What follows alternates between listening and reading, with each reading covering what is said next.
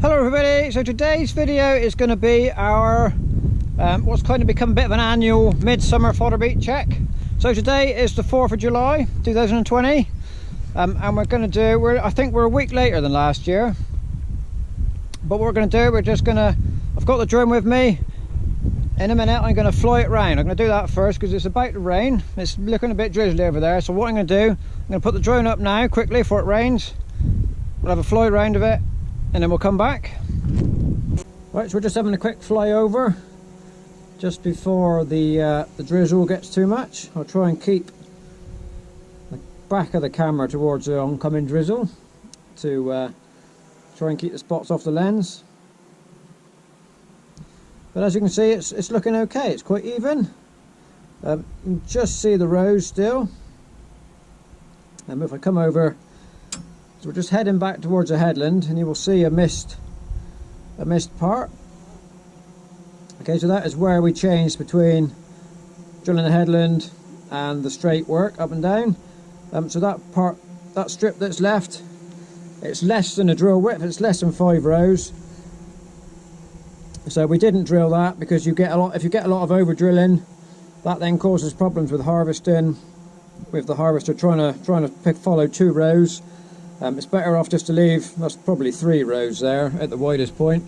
So it's better to leave it than over drill it and make difficulties harvesting. It's probably not showing very well on the drone, but we'll have a look in a minute. There is a lot of bolters here in the field, and we will go over what that is in a minute. But as we're going across the field, you can see another mist strip. Okay, now that is, again, that's intentional.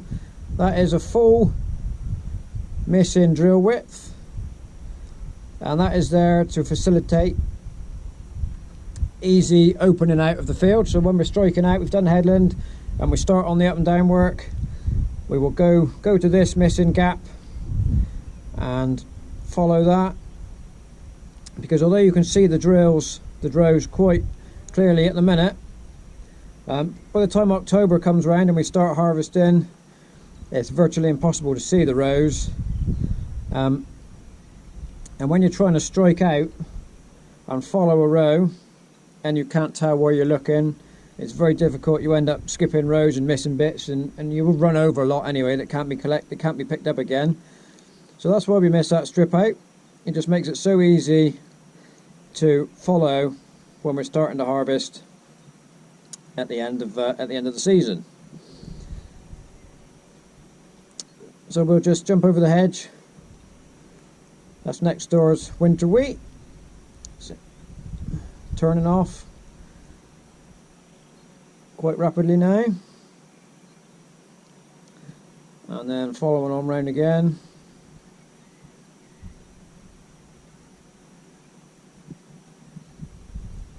Into again, that's next door. It's a different neighbour this time. Okay, so that's winter barley.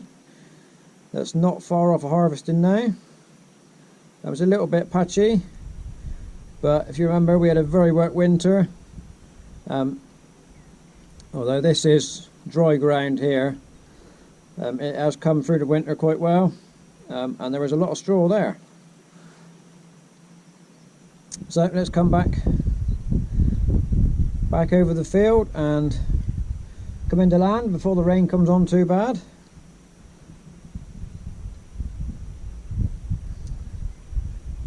So from up in the sky, it does look very good. Just go down a bit low and fly over.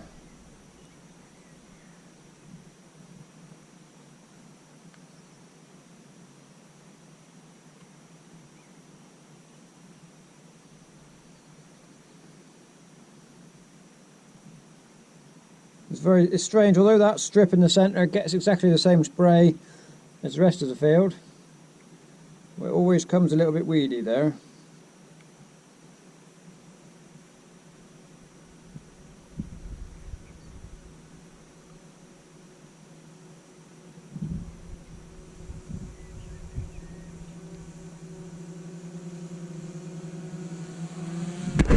Right, so in the drone footage I mentioned bolters.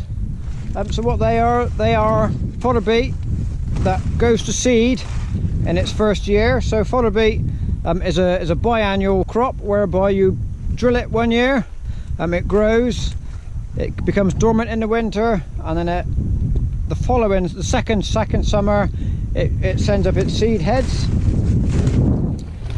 Unfortunately, during the first year, some of them will go to seed prematurely. And we're just coming over to one now.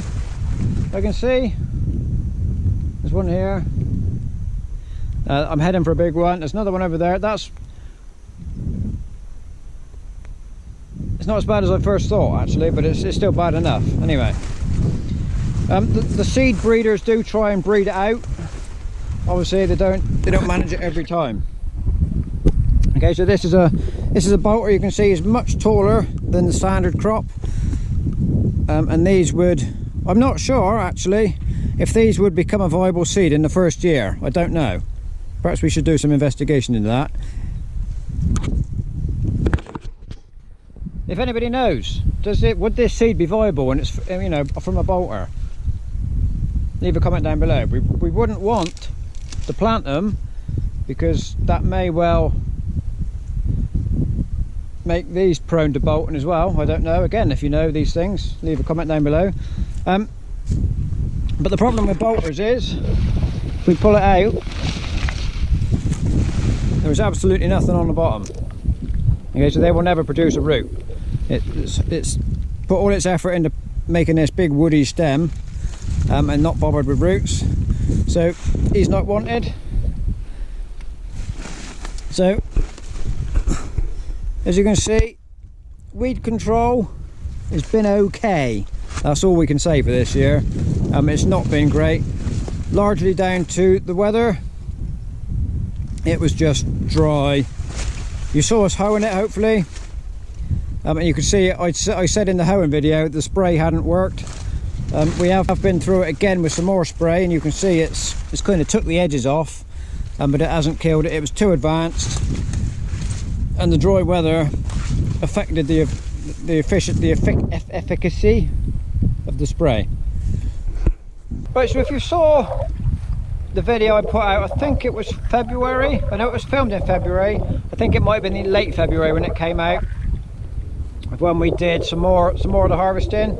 You could see in that video there was a lot of beet left in the field that were knocked over by the harvester. They weren't picked up. Now the reason for that, I think I went into it a little bit in the drilling video. The reason for that was the variety Robos last year we grew, and they grew quite a way out of the soil. The roots grew out of the soil, and we've changed for this year. We've got a different variety. It's more of a sugar beet type variety, and you can see growing much lower in the soil. So hopefully that'll put all its growth below soil level now, rather than above. And when we come to harvest in the autumn, hopefully we should have much lower harvesting losses, because our machine will not, if it stays at that level, our machine will just pick that up. It will not knock it over. So as you can see, the roots are developing nicely now. I'm not going to pull one out, but now they're coming. There's plenty of moisture down in there. After a dry start, we've had a good couple of weeks of showery weather, and we've had a lot of rain and some good showers. It's drizzling again now, so it's ideal weather for this. It doesn't mind a bit of hot weather as long as it's got some moisture, but this drizzly weather is ideal for fodder beet, and you can see it's looking very good.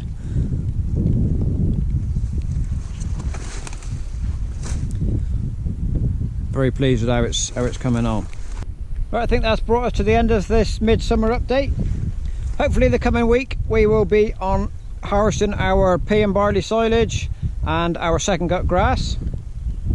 So hopefully next video will be that. Vintage Thursday is back this week. It's had a couple of weeks off. We've been busy on other things, but hopefully from now on normal service will be resumed. So thank you very much for watching. Come back next week, and fingers crossed we'll be on silage. So see you next time.